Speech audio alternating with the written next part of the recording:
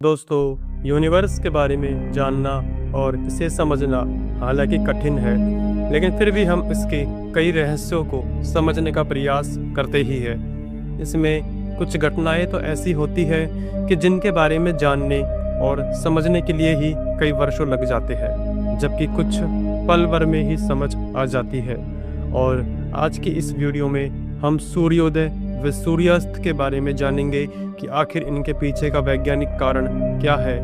हम अपने daily life में सूर्य को उगता व ढलता देखते हैं, लेकिन ऐसा क्यों हो रहा है, इसके पीछे की साइंस क्या है, यह नहीं जानते। जरा आप सोचिए, क्या आप जानते हैं इसके पीछे का कारण? क्या आपने कभी सोचा है कि जब सूरज उगता है तो आसमान सुनहरा क्यों हो जाता है, और जब सूरज डूबता है तो लाल, नारंगी और गुलाबी रंगों से आसमान क्यों भर जाता है? क्या सूरज सच में उगता और डूबता है, या इसके पीछे कोई वैज्ञानिक रहस्य छुपा है?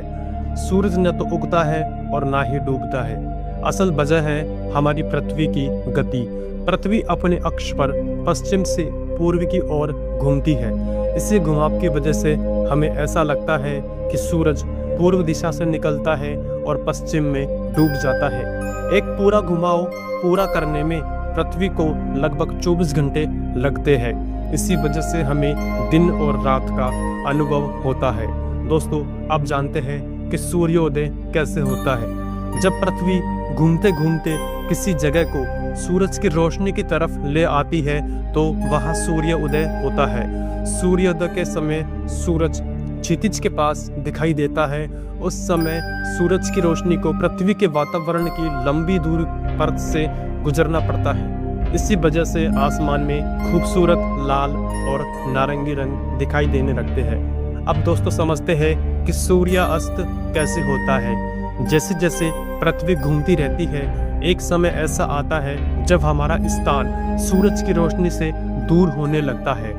जब पृथ्वी धीरे धीरे क्षितिज के नीचे जाता हुआ दिखाई देता है तो इसे ही हम सूर्यास्त कहते हैं। दोस्तों, सूर्यास्त के समय भी सूरज की रोशनी को वातावरण की लंबी दूरी तय करनी पड़ती है, इसलिए आसमान फिर से लाल और सुनहरे रंगों से भर जाता है। तो दोस्तों, अब समझते हैं कि सूर्योदय और सूर्यास्त के समय आसमान का रंग लाल क्यों हो जाता है। दोस्तों, यह एक वैज्ञानिक प्रक्रिया है जिसे स्कैटरिंग ऑफ लाइट भी कहते हैं। दोस्तों, हम जानते हैं कि सूरज की रोशनी कई रंगों से मिलकर बनी होती है।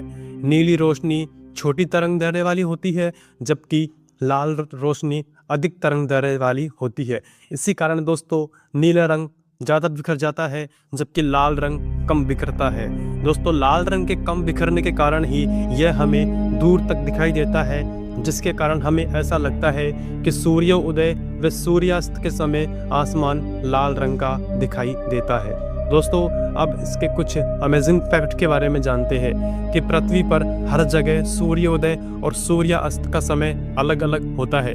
पहाड़ों पर सूर्योदय मैदानों से थोड़ा पहले दिखाई देता है, जबकि ध्रुवीय क्षेत्रों में कभी कभी सूरज कई महीनों तक नहीं डूबता और कई महीनों तक नहीं उगता।